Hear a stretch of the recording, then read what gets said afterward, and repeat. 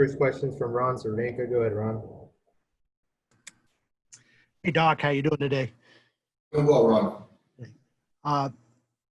With what you saw with stripping last night, do you think his stock kind of improved for that opening day roster? A rotation spot? Yeah, he'll be on the opening day roster. Yeah, my bad. He threw the ball really well. All of his pitches, his mix was really good. Command, obviously, with Ross, really good, all quadrants. Held his stuff, got through the sixth inning, almost got through the sixth inning, built his pitch count up. So, Ross is doing everything he needs to do, and that's a good thing for the Dodgers. Thank you. Next question is from Clint Casillas. Go ahead, Clint. Hey, happy Monday, Dave. Just kind of curious your thoughts on it. It looks like Cody's might not be having the best time at the plate so far. Swing looks a little long. Just wondering how you're feeling about it and maybe some things he's working on right now. Yeah. So, Cody over quarantine, was in Arizona working and thinking through some things. And there is certainly a swing change that, you look at, you put eyes on it and you see it's different than it was last year. So I think that for Cody, for us, it's just more of getting at-bats, live at-bats, because, you can work in the cage and batting practice, but syncing up the new mechanics a little bit, takes time. So I still know that, he's in lockstep with the hitting guys, so we'll see how it goes, but I'm confident that he's going to work through it. He'll do it and he'll be fine. Great. That's exactly what we wanted to hear. Thanks. Next question from Bill Plunkett. Go ahead, Bill. Hey, Dave. I'll ask the devil's advocate question. And why does a guy who just won an MVP tinker with his swing mechanics? That's a fair question. I think that, in talking to Cody, he had a great, he won the MVP, but I think that for him, his words, he didn't have a good second half. And, as he finished the season, didn't feel comfortable and felt that, he was open to a change, came up with the change, feels really comfortable where he's at mechanically. We haven't seen the results yet, and not that the results matter right now, but, I think that it's an individual, it's a feel thing. And for me, as long as, he has confidence in it, that he's, conferring and talking through things with the hitting guys, I'm optimistic. We just talked with Edwin Rios. How has your evaluation of kind of his place in the picture changed with the new rules we're going to have this year, specifically the DH and then the expanded roster for the first couple of weeks? Yeah, I think that number one, it's his performance, and he's made a lot of strides for me in the last year and a half. Physically, mechanically, both offensively, defensively. And, even as we were going to break with 26, he was a real big part of the conversation. That's a credit to Edwin. And now you're talking about expanded roster, that continued defense, continue to get better. He had bat quality, as we've seen, recently, is continuing to get better. So, and even what he did last year for us, the quality of the bats he gave us. So, I'm really proud of Edwin, and I expect him to make an impact for us. Thanks, Dave. Next question is from Jorge Castillo. Go ahead. Hey, Dave. How do you expect to fill out those extra spots on the roster? Are there any particular rules you have to abide by? And do you expect mostly be pitchers, or I don't know, how do you see it? I would say, because of the DH, more pitchers. And I think that guys, fortunately Clayton, Strip built up, Woody's built up. But I think that, to your question, Jorge, I would say more pitchers. But, I can see an extra position player in there, though. And just on the replay room, players aren't going to have access to it. How do you see that maybe impacting your guys? So a couple things. I think that it's good in one sense because it keeps guys on the bench. But when I say that, I hear that there's only going to be certain amount of players and coaches allowed on the bench, so that might keep them certain guys in the stands, which I don't think guys are a fan of.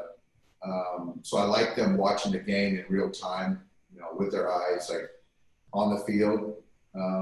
But some guys are against it. Some guys like to go in there and watch their bats. But for me, I think that we've shown that, watching the game and gathering information that way is a benefit. But I just, again, the rules of the dugout, which I understand, that's going to be a little bit different. Will you have access to like iPads or anything like that on the bench? Nothing, right? Not just kind of loaded things, but nothing in real time. And even in the clubhouse, there's going to be a delay in each clubhouse, which kind of, which makes sense. Cool. Thank you. Next question is from Eric Steven. Go ahead, Eric.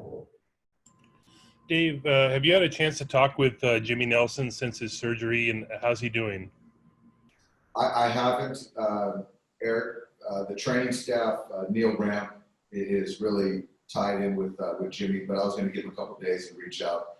But I hear it went well, but I haven't talked to him. In a normal year, a rehabbing player might be sort of hanging around the team, but this year with the new protocols, does it make it more difficult for him to even be around? Yeah, it does. And I think that with Jimmy and family, I don't see him being around us because obviously, the less amount of people around, I think the better for us, for the player, in this particular case, Jimmy. So I don't expect to see him in Los Angeles with us. Dave, one more thing. You guys had Terrence Gore in camp with you in Arizona. And, one of the new rules is the runner on second base for extra innings. And, does your roster allow, or the expanded rosters, I guess, allow for room for that, like a speed guy, a specialist, at least in the early going? It does. It does. And we've talked a lot about Terrence in recent days. And so, yeah, Eric, obviously the runner on second base, but there's situations, in a close ball game, plus or minus tie ball game, 7th, 8th, and 9th, he can steal a base and potentially get in a scoring position. So there's a lot of situations, I think, that a guy like Terrence, who's done it, makes sense for any team, especially in these circumstances. So, something certainly could happen in the next few days. Thank you. Next question is from Rowan Kavner. Go ahead, Rowan. Hey, Dave. Jock had that kind of side issue in spring training that he got over. I'm curious how you thought he's been moving around and how he's looked physically to you since you guys have restarted here. Jock is healthy. He's moving around really well. I think, in the outfield, watching him, Mookie, and Cody work with George and the way their bodies move and the way their intensity, I'm really encouraged. And in the batter's box, he's just taking really good at bats, and he just looks very comfortable in the box. So the mechanic part of it, the physical part of it, I'm really excited with what Jock's going to do for us this year. Next question is from Ken Gurnick. Go ahead, Ken.